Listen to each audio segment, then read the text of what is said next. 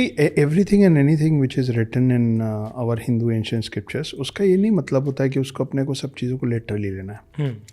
हमारे जो 5 सेंसेस हैं अविनाश, उसमें एक कान है।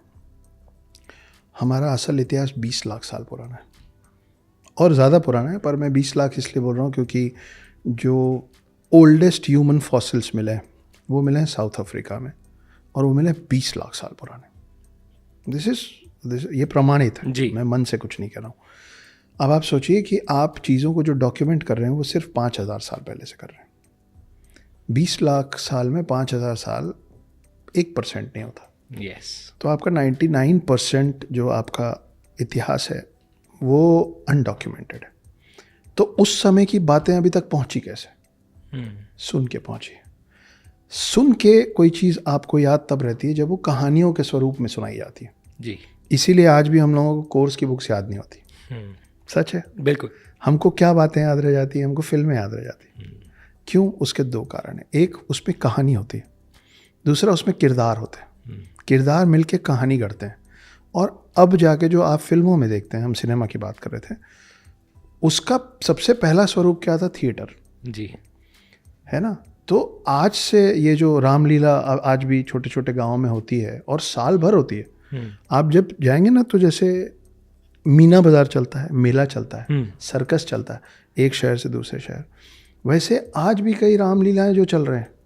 अच्छा। वो सिर्फ दशहरे के टाइम और दिवाली के टाइम नहीं है।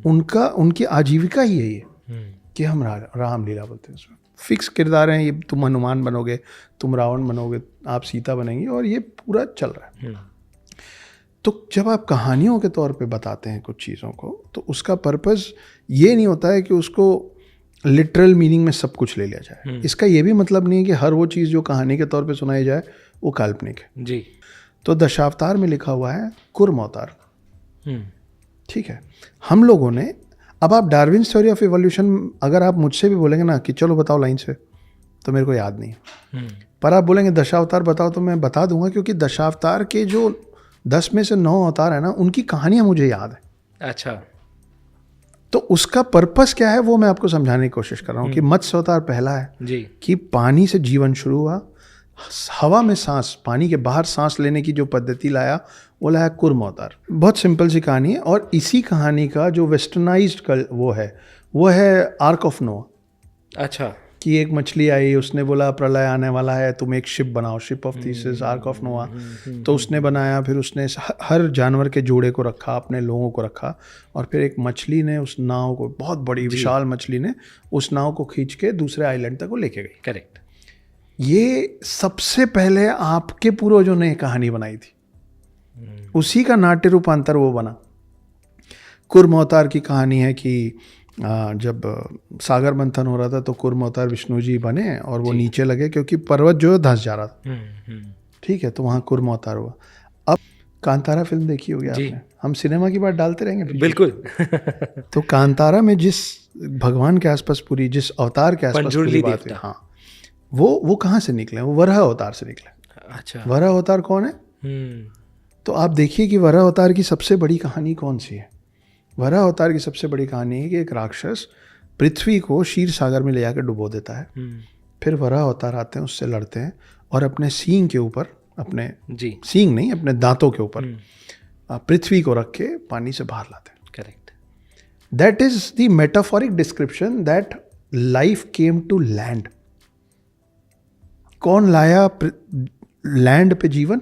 वराह अवतार। वराह अवतार कौन है? Wild boar. बिल्कुल, ये सारे विष्णु जी के अवतार हैं। ये सारी विष्णु जी के अवतार हैं।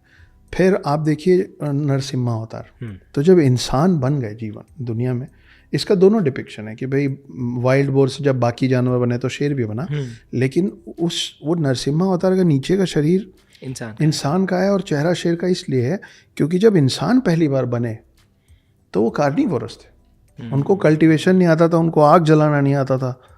वो क्या खाते थे? वो शिकार करके खाते थे। तो नरसिम्हा अवतार हुआ। आप और आगे बढ़ते हैं, आप सोचिए कि आपके हर भगवान के, हर देवी देवता के हाथ में अस्त्र और शस्त्र हैं जी। बलराम आते हैं, दशावतार में नहीं आते हैं, लेकिन बलराम थे कृष्ण के भाई।